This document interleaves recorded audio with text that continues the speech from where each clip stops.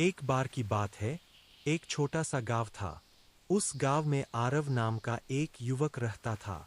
बाहर से सब कुछ ठीक था, काम अच्छा, परिवार ठीक, लेकिन उसका मन हमेशा अशांत रहता था। कभी भविष्य की चिंता, कभी बीते कल की यादें, कभी लोगों की बातें। उसका मन जैसे कभी शांत ही नहीं होता। एक दिन आरव ने तय किया, अगर मन को शांति नहीं मिली तो मैं खुश नहीं रह पाऊंगा। साधु से मुलाकात। गांव के बाहर एक पहाड़ी पर एक बूढ़े साधु रहते थे। आरव उनके पास पहुंचा और बोला, बाबा, सब कुछ होते हुए भी मेरा मन शांत नहीं रहता। कृपया मुझे शांति का रास्ता बताइए।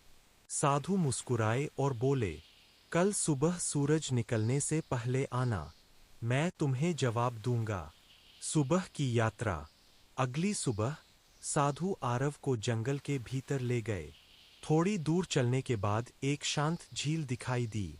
झील का पानी इतना साफ था कि आसमान, पेड़, सब उसमें दिख रहे थे।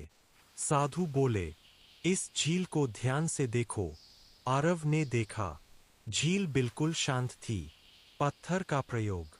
साधु ने एक पत्थर उठाया और झील में फेंक दिया। पानी में लहरें उठ गईं। झील अशांत हो गई। साधु बोले, यह पत्थर है, विचार, चिंता, डर। जब हम हर बात को मन में डालते जाते हैं तो मन की झील में भी यही होता है। कुछ देर बाद लहरें अपने आप शांत हो गईं। गहरी सीख।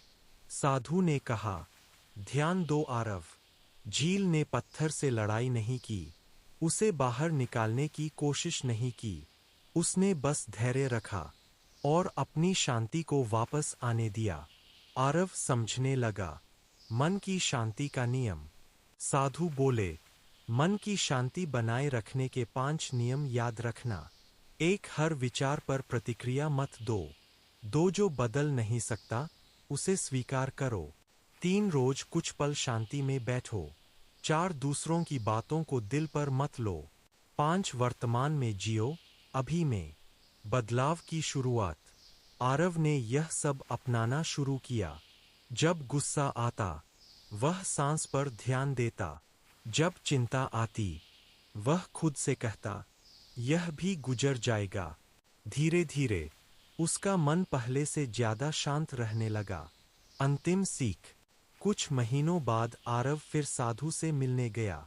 इस बार उसके चेहरे पर सुकून था। साधु ने कहा, याद रखना, शांति बाहर नहीं मिलती, वह हमारे भीतर होती है। बस उसे बिगाड़ने वाली चीजों को कम जगह दो। आरव मुस्कुराया।